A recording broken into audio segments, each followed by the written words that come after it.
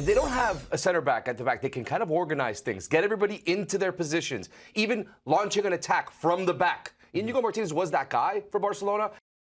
It absolutely was. And Barcelona had gotten off to a good start with 2 straight wins. We saw some warning signs against in that match against Levante, where they blew a 2-goal lead only to get the winner late on.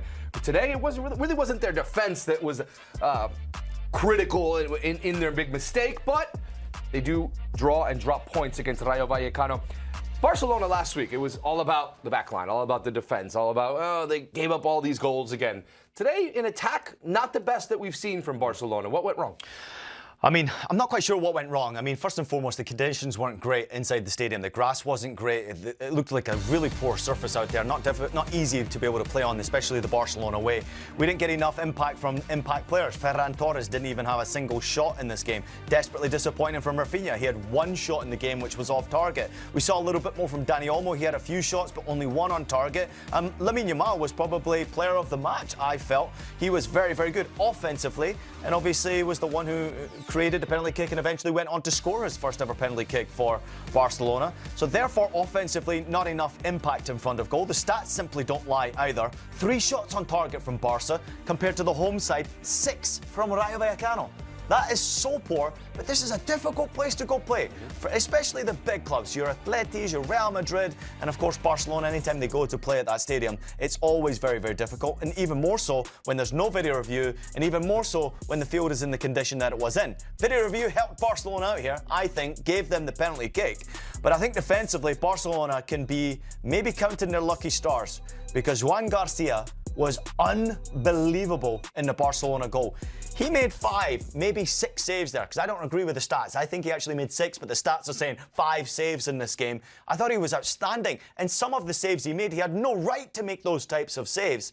And I think Barca, as you pointed out there, Stefano, vulnerable in that centre-back position, vulnerable because of the conditions of the field surface, maybe in the wide areas, I felt, especially in that first half from Rayo, and of course vulnerable from set plays as well, which is where Rayo got their goal. So nowhere near good enough from Barcelona. This is kind of what I expected, by the way, from Barca.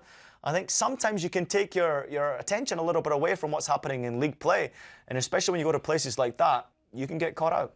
What is the biggest concern for Barcelona? Because I think from an attacking standpoint, we still expect them to score a lot of goals this season. They were by far and away the best attacking team in Europe last season.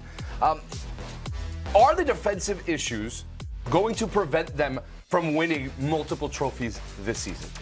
I think Barcelona end up with a trophy this year. They are my favourites to win the Champions League. I'm throwing it out early. I think that Hansi Flick understands it's important to keep on winning trophies at Barcelona.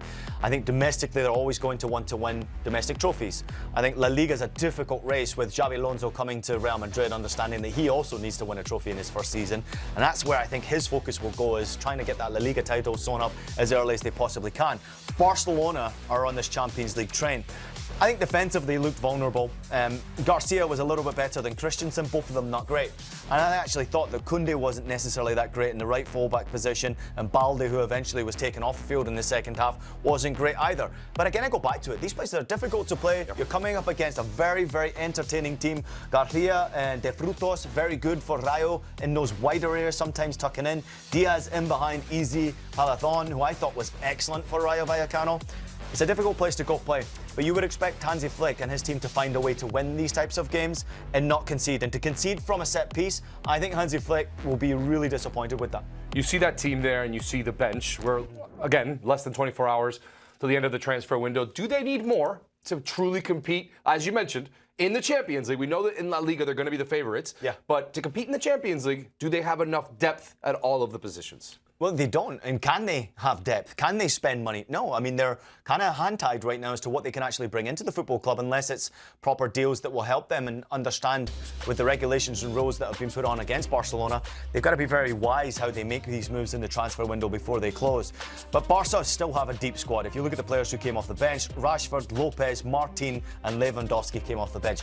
Not bad. Still impact players, right? And you've still got some youngsters on the bench who can still have an impact as well, and some players who already have experience. Araujo, Cabarsi, these are players who have played well for Hansi Flick already, who some are coming back from injury, some are not yet 100% ready to go into the season. But Barca have no excuses as far as I'm concerned.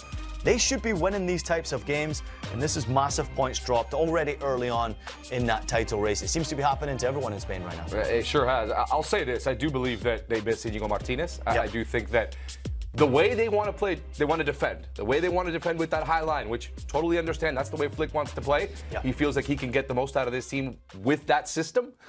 If they don't have a center back at the back, they can kind of organize things, get everybody into their positions, even launching an attack from the back. Íñigo Martínez was that guy for Barcelona. I'm not entirely sure they have that field general at the back to play that high line, so I do feel that when it comes in the Champions League, that might come back to bite them. They got the best out of Cubarsí playing in that position last season, I felt, as well, and he was someone who really stepped up and grabbed the position and made it his own. I think that leadership word is really important that you point out. There's a lot of young players in this group, but they're still experienced enough to be able to understand that Barcelona needs to not be dropping points against teams like Rayo. So I agree with you. Listen, centre-back position and defensive positions have been a vulnerability for Hansi Flick. I think even when you go back to what happened in the Champions League last season, it was a vulnerability conceding in the way they did do. But they're still a dangerous team. This is what they obviously have in this matchup against Vallecano as a back four. And to me, it was just simply not good enough. Garcia was the one that stood out more so than anyone else. I think he obviously had his opportunity in front of goal as well. But defensively, he got absolutely stuck in. I just think that vulnerability. Christensen's not the same player. He absolutely is not. I would rather have a Cubarsí in there instead. And I think Martínez is a player who needs to come, obviously, important for any type of club that he plays for because of his experience in that leadership role as well. It'll definitely be interesting to watch Barcelona all season long because this conversation will not go away about their defensive issues. Chance.